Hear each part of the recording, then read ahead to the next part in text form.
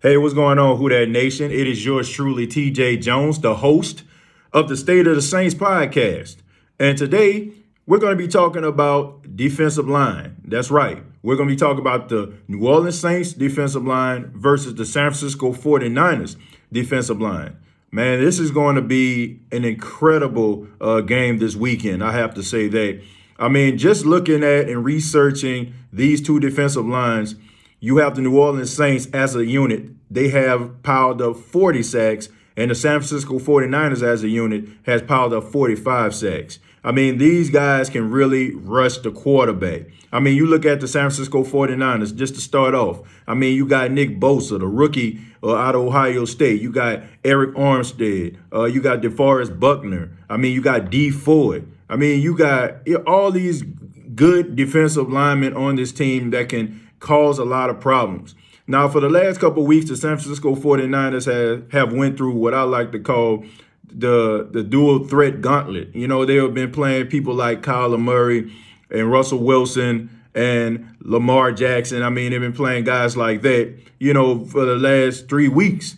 And I have to say, you know, it's probably good for them, and they probably thinking to themselves, man, you know, finally we get a quarterback that's stationary. I mean, we seen what they did to Aaron Rodgers. I mean, just completely embarrassed these guys in front of the whole nation on primetime television. These guys can cause a lot of problems. They can put a lot of pressure on the quarterback. And, you know, they got to be chomping at the bit just to try to get at Drew Brees, a guy who we know is not going to leave that pocket, you know, unless it's like really, really necessary. I mean, it's got to be like, you know, like something has to be catastrophic around his mother for Drew Brees to lead the pocket. So you know they're going to be excited about that. And then you got the New Orleans Saints defensive line, man. I mean, a lot of young, hungry guys. Saints have made a lot of good free agent acquisitions to the team. You look at Cam Jordan, you know, he's number 2. He's the second leader in sacks in the NFL with 13 and a half. Only Shaq Barrett has more sacks than him. You got Sheldon Rankins, who I feel like is starting to come on. You know, when he first got back, I mean, he had to kind of get acclimated back, you know, like get his legs under him, you know, get back into football shape. He's starting to come around.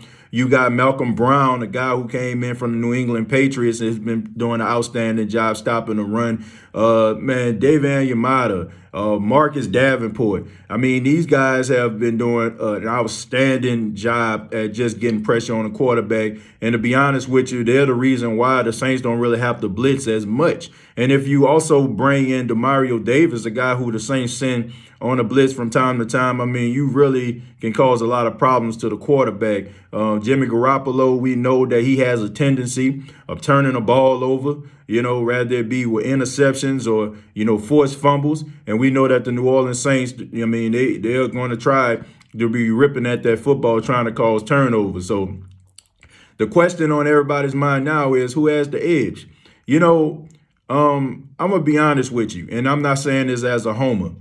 I give the Saints a slight edge because the New Orleans Saints do an outstanding job at their rotation. You look at guys that can come in, like Mario Edwards. You know, he can come in as a rotation. Shy Tuttle can come in as a rotation. Trey Hendrickson can come in on a rotation. When it comes to the San Francisco 49ers, you really don't see that type of rotation. I mean, it's been the same like 4 usual suspects, and these guys play a lot of snaps. So when you have these guys out here playing a lot of snaps around the third and the fourth quarter, these guys can get kind of tired, especially when you have to be run stoppers in the running game when you got Latavius Murray and Alvin Kamara, you know, probably running the football. So I'm going to get a slight edge to the New Orleans Saints due to the rotation. I mean, we even heard Sean Payton talking about it. He was talking about how Dennis Allen, the defensive coordinator, does an outstanding job with the rotation of his guys. So I got to give the slight edge to the New Orleans Saints, but that does not mean that the San Francisco 49ers can't wreak havoc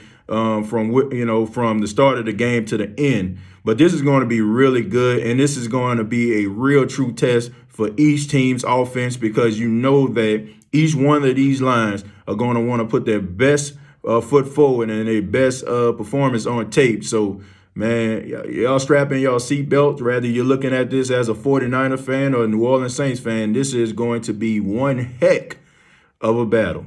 But this has been a State of the Saints podcast. Once again, my name is TJ Jones. Please subscribe to the YouTube channel, youtube.com, search the State of the Saints podcast, and also on Facebook, facebook.com, search State of the Saints podcast.